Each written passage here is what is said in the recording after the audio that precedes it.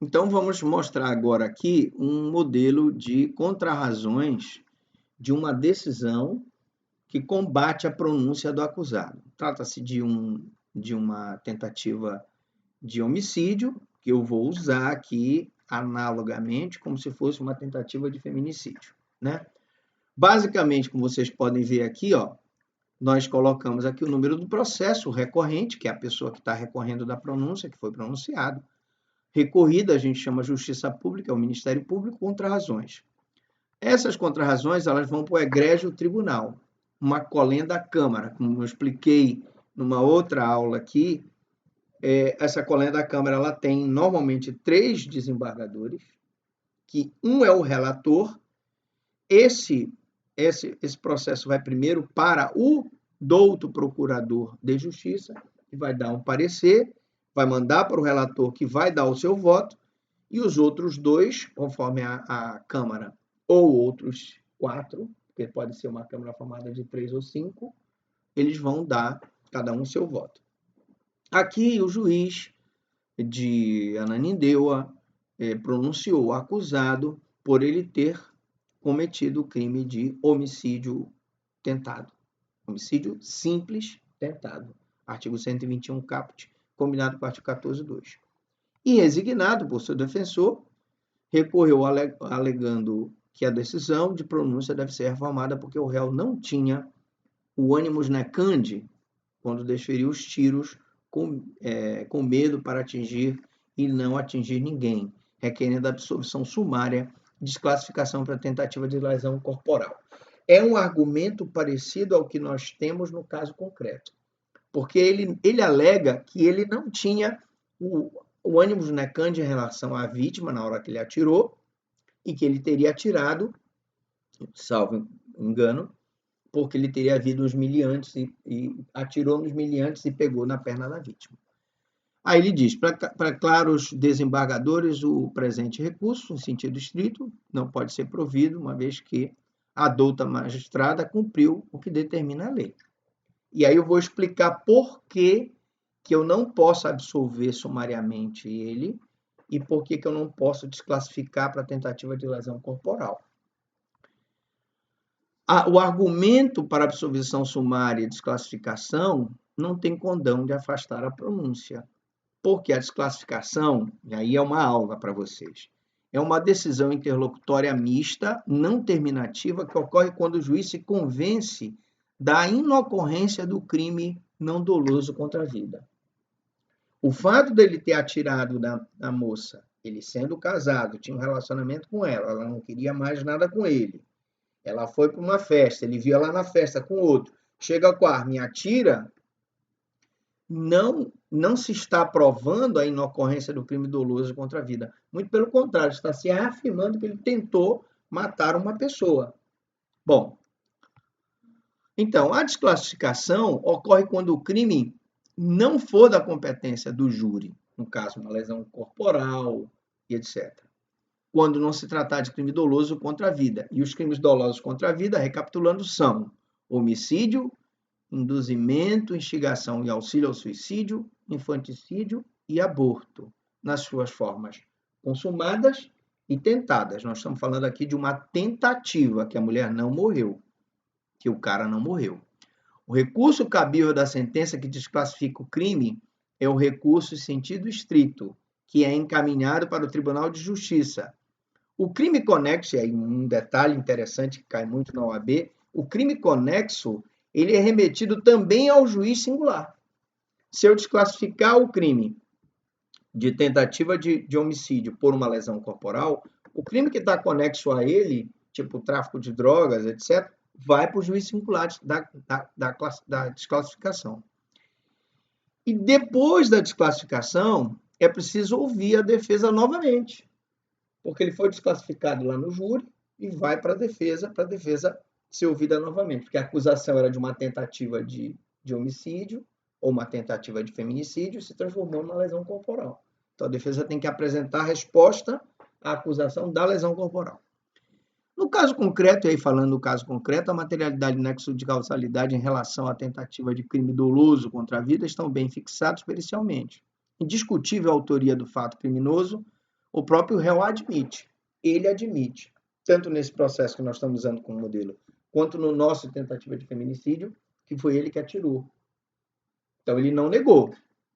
A decisão prolatada foi baseada na lei processual vigente, com base num conjunto probatório. Existem nos autos elementos de prova inequívoca da existência do ônibus necante, que levaram a meritíssima juíza, ou meritíssimo juiz, a pronunciar o recorrente e impedir a pretensão de desclassificar o crime para tentativa de homicídio, tentativa de feminicídio para uma lesão corporal, por exemplo. E por que eu digo que tem prova suficiente? Porque no processo da tentativa de feminicídio, quem leu viu que tem o depoimento da vítima, tem o depoimento de duas amigas da vítima, tem o depoimento da mãe da vítima, tá? Ora, se o recorrente praticasse o fato acobertado por intenção apenas de desferir tiros com medo para atingir e não atingir ninguém, não haveria sentença de pronúncia. Ele foi pronunciado porque na hora que ele atirou, ele estava visivelmente tentando se vingar dela, porque ela não queria mais ter um relacionamento com ele, um homem casado, e já estava na festa com o outro. Então, neste caso, seria desclassificado o crime de tentativa de homicídio para tentativa de lesão corporal pelo próprio juiz presidente do júri ou pelo juiz aqui da violência doméstica e seria remetido para o juízo singular. Já falamos sobre isso. E aqui eu coloco uma jurisprudência. Desclassificação da tentativa de homicídio para lesões corporais leves. Juízo criminal. Competência para os casos dessa natureza, conforme a Lei 9.099. Ainda tem um detalhe. Se a desclassificação foi por uma lesão corporal leve, nós temos que ver. Se a desclassificação ocorreu na primeira fase do júri, vai para o juizado especial. Mas se a desclassificação for na segunda fase do júri, ou seja, em plenário, é o próprio juiz do júri que fixa a pena da lesão corporal leve. Atenção, pergunta de prova. Vou repetir. A desclassificação ela pode ocorrer na primeira fase, no juízo de acusação do júri, e nesse caso vai para o juizado especial, o advogado entra no processo fazendo a resposta à acusação, e como é lesão corporal leve, pode ter composição do dano civil, transação penal, ou, se não houver, suspensão do processo, já denunciado o acusado. Mas se for na segunda fase do júri em plenário, é o juiz do próprio júri, não o juiz do juizado especial criminal, que vai dar a sentença de lesão corporal leve. Então, para a gente ser um pouquinho mais rápido, absolvição sumária, desclassificação para tentativa de lesão corporal, haveria necessidade de prova evidente. E aí, por que ele foi pronunciado? Porque para ser desclassificado, absolvido sumariamente, há necessidade de prova evidente e refutável da intenção do agente de apenas tentar lesionar a vítima, o que, no caso presente, não se acha configurada, pois o recorrente, ao ser abordado, justamente puxou a arma de fogo que portava e atirou na direção da vítima, com a intenção de matá-la. Não matou por circunstâncias alheias à vontade dela, mas chegou a pegar na perna, na femoral, se não me engano, e ela correu o risco de morte. Além disso, a análise da existência do ônibus necante teria que merecer estudo aprofundado do mérito, e isso só pode ser feito pelo Conselho de Sentença, e eu tirar do Conselho de Sentença nessa fase, eu estou usurpando a função do Conselho de Sentença. Porque quem tem que decidir se ele não tinha o ânimo de matar a pessoa, não somos nós aqui na primeira fase do júri. É o Conselho de Sentença no Tribunal do Júri. Por isso que dificilmente um juiz desclassifica ou absolve sumariamente se não houver essa prova evidente e irrefutável da intenção do agente. Deu para entender? São argumentos. O recorrente alega a ausência do ânimo necante, pede absolvição sumária e ou desclassificação. E quanto à questão da alegação da absolvição sumária, tal arguição se apresenta vazia de conteúdo fático no campo da probabilidade, porque está plenamente demonstrada a intenção homicida em todos os elementos constitutivos do dolo do homicídio. Ou seja, ele tinha consciência da conduta da morte da vítima, ele tinha consciência da relação causal objetiva entre a conduta dele e a morte. Na hora que ele atirou, ele sabia que o tiro podia pegar na vítima e matar. e também a vontade de praticar a conduta e produzir a morte da vítima. Pronto. Outra coisa, para absolver sumariamente, eu teria que ter uma excludente de ilicitude ou uma excludente de culpabilidade. Então, aqui nesse caso concreto, quanto no outro do feminicídio, eu não tenho nem legítima defesa, eu não tenho nem estado de necessidade, eu não tenho nem estrito cumprimento do dever legal, nem exercício regular do direito. E também não tenho excludente de culpabilidade. Não tenho aqui um erro de tipo, não tenho uma coação moral irresistível, não tenho uma obediência hierárquica. Se eu não tenho nenhuma excludente de ilicitude nem de culpabilidade, vocês concordam comigo que ele não pode ser absolvido sumariamente. Confere? Beleza. Continuando, aí eu junto aqui. Fato típico, 121. Deste mesmo diploma. Sentença de pronúncia que se fez conforme o artigo 408 do Código Penal, recurso preliminarmente não se conhece do recurso do senhor fulano de tal, se nega provimento de demais recursos defensivos conhecidos, por isso, de todos os improcedentes são argumentos recursais visando a absolvição sumária ou desclassificação para vias de fato. Em sede de pronúncia, mero juízo de admissibilidade da acusação, não se examinará profundamente o mérito causal, o qual está a desafiar o julgamento pelo Tribunal do Júri Popular. O Tribunal do Júri, na verdade,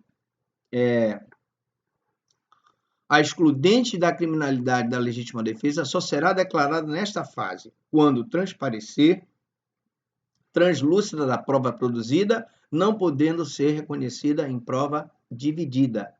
Ok? E aí eu junto aqui a jurisprudência, junto outras jurisprudências que eu vou passar aqui para a gente não ficar com uma aula muito longa. E aí eu digo, finalizando, arrematando o recurso. Como se vê, o recurso em sentido estrito do recorrente é inconsistente, quer por não preencher os requisitos objetivos da lei processual penal, quer por não estar embasado em argumentos sôfregos, divorciados de qualquer lógica. Estou dizendo basicamente aqui que não é caso de classificação, porque não foi uma tentativa de lesão corporal, uma lesão corporal simples, e também não é caso de absolvição sumária, porque não tem excludente de ilicitude e culpabilidade.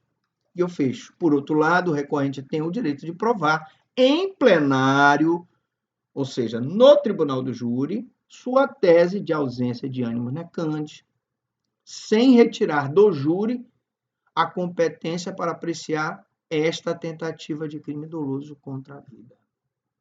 Por tudo isso, o que foi visto, a Justiça Pública requer seja negado provimento ao recurso.